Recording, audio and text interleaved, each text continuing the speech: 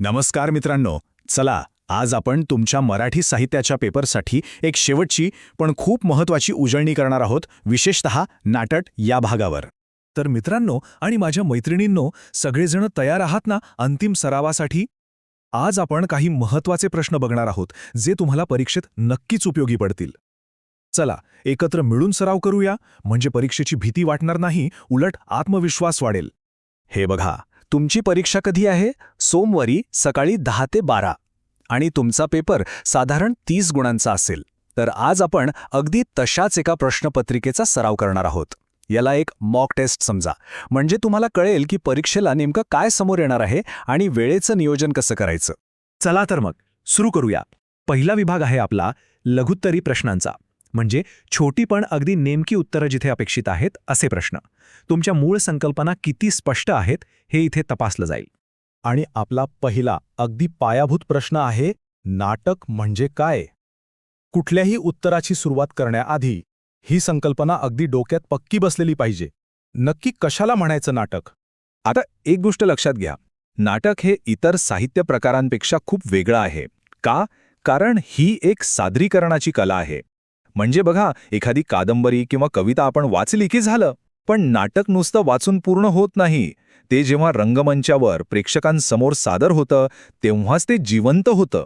म्हणूनच त्याला संमिश्र कला असंही म्हणतात, कारण त्यात संगीत आहे, नृत्य आहे, अभिनय आहे, सगळ्या कला एकत्र येतात. आणि भारतीय नाट्यशास्त्राचे जनक भरतमुनी काय म्हणतात बघा.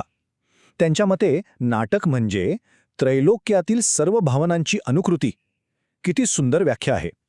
याचा सरळ अर्थ असा की नाटक म्हणजे आपल्या आयुष्याचं प्रतिबिंब, आपल्या सुखदुःखाचं, रागप्रेमाचं अनुकरण.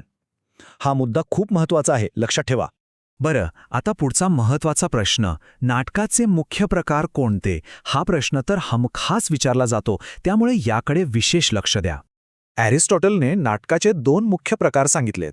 एक आहे सुखात्मिका, म्हणजे कॉमेडी. नावाप्रमाणेच यात आनंद आणि विनोद असतो. यातल्या घटना अनेकदा योगायोगाने घडतात. आणि दुसरी आहे शोकात्मिका, म्हणजे ट्रॅजेडी. ही गंभीर विषयांवर असते, दुःखावर लक्ष केंद्रित करते आणि तिची एक ठरलेली रचना असते. गंमत म्हणजे ट्रॅजेडीमधल्या भावना वैश्विक असतात, त्यामुळे ती कुठल्याही भाषेत समजते. पण कॉमेडीमधला विनोद तो काळ आणि संस्कृतीवर अवलंबून असतो, म्हणून त्याचं भाषांतर करणं खूप अवघड जातं. चला आता वळूया आपल्या पेपरच्या सगळ्यात महत्त्वाच्या भागाकडे, तो म्हणजे दीर्घोत्तरी प्रश्न. लक्षात ठेवा, तुमचा पेपर 30 मार्कांचा आहे आणि त्यातले जास्तीत जास्त गुण तुम्हाला याच प्रश्नात मिळवायचे आहेत. त्यामुळे आता पूर्ण लक्ष इथे हवा. आणि आपला मुख्य प्रश्न आहे, प्रेम तुझा रंग कसा या नाटकाचं विश्लेषण करा. वसंत कानेटकरांचं हे नाटक तुमच्या अभ्यासक्रमात आहे आणि यावर प्रश्न येण्याची शक्यता खूप जास्त आहे. त्यामुळे याची तयारी आपण पक्की करूया. नाटकाची मध्यवर्ती कल्पना तर नावामध्येच दडलेली आहे, नाही का? प्रेमाचे विविध रंग, वय आणि अनुभवानुसार प्रेम कसं बदलत जातं हे नाटककार आपल्याला वेगवेगळ्या पात्रांमधून दाखवतात. म्हणजे बघा, प्राध्यापक बल्लाळांचं प्रेम कसं आहे, समजूतदार. बबन आणि बाजीरावांचं उत्कट, रोमॅन्टिक. तर बच्चाजीचं प्रेम अगदीच पोरकट आहे. प्रत्येक पात्र प्रेमाचा एक वेगळाच रंग दाखवतं. या नाटकातली मुख्य पात्र कोण? एक तर आहेत प्राध्यापक बल्लाळ, जे सगळ्यांना सांभाळून घेतात, मार्ग दाखवतात. मग आहे बबन, जी प्रेमासाठी आंतरजातीय विवाहाचा निर्णय घेते.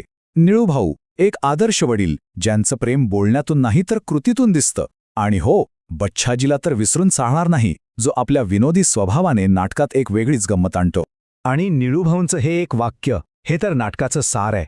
ते म्हणतात, माया करणारा माणूस ओठांनी बोलत नाही, तो आपल्या 2 भक्कम हातांनी बोलतो. निस्वार्थ प्रेम म्हणजे काय हे या एका वाक्यात कळतं. तुमच्या उत्तरात या वाक्याचा उल्लेख आवर्जून करा, खूप प्रभाव पडेल. आता एक गंमत बघा, नाटकातले विषय किती गंभीर आहेत, पण तरीही नाटकाचा प्रकार कोणता आहे? सुखात्मिका. हीच तर कानेटकरांची खासियत आहे. ते गंभीर विषय हाताळण्यासाठी विनोदी आणि खुमासदार संवादांचा वापर करतात. यामुळे नाटक कुठेही कंटाळवाणं होत नाही. चला, आता आपण शेवटच्या टप्प्यात आलो आहोत. आतापर्यंत आपण काय वाचायचं हे पाहिलं. आता ते परीक्षेत मांडायचं कसं ह्याबद्दलच्या काही महत्त्वाच्या टिप्स मी तुम्हाला देणार आहे. एक चांगलं उत्तर लिहिण्यासाठी या 4 गोष्टी लक्षात ठेवा. 1. आधी संकल्पना स्पष्ट करा. जसं नाटक म्हणजे काय हे आपण सुरुवातीलाच पाहिलं. 2. नाटकातली ठोस उदाहरणं द्या. बबनचं पात्र, निळूभाऊंचा संवाद, असं काहीतरी. 3. तुमच्या उत्तराची एक नीट रचना करा.